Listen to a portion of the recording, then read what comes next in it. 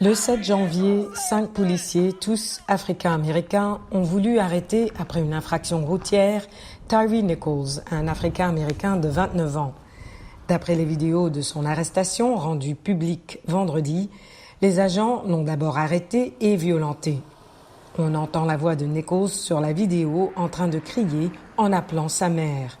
Puis il s'est enfui, mais est rattrapé plus tard.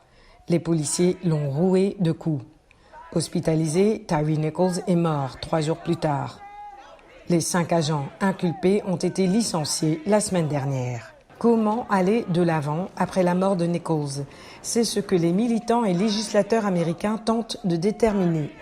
Lors de son passage à l'émission This Week sur ABC, l'avocat de la famille, Ben Crump, a souligné la nécessité de s'attaquer à ce qu'il appelle un préjugé implicite dans la culture policière aux États-Unis. Peu importe que les officiers soient noirs, hispaniques ou blancs. Je crois que cela fait partie de la culture policière institutionnalisée qui fait qu'ils se sentent en quelque sorte autorisés à utiliser ce type de force excessive et de brutalité contre des personnes de couleur. Lors de l'évaluation des mesures concrètes pour prévenir la brutalité policière, le sénateur démocrate Dick Durbin a déclaré à ABC qu'un débat national est nécessaire. Interdire les étranglements, traiter de l'interdiction des fouilles sans mandat, traiter de l'accréditation des services de police. Il est nécessaire que nous fassions toutes ces choses, mais ce n'est pas suffisant. Tout en soulignant que tous les policiers ne sont pas à blâmer, le représentant républicain Jim Jordan a partagé son point de vue dans l'émission Meet the Press de NBC sur les appels à la réforme de la police au niveau fédéral. J'ignore si une formation ou une interdiction quelconque aurait pu... Il n'y a pas eu d'étranglement à Memphis. Ce qu'ils ont fait là-bas, c'est juste continuer à battre M. Nichols, donc je ne sais pas si c'est la réponse.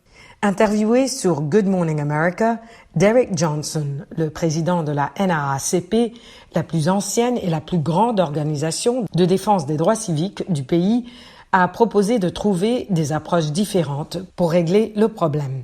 Les agences doivent être formées à la désescalade, mais nous devons également renforcer le financement du soutien à la santé mentale. Il a ajouté que la mise en place d'une base de données fédérale où sont enregistrées les bavures policières pourrait également empêcher les agents de changer d'agence et ainsi contribuer à faire la différence.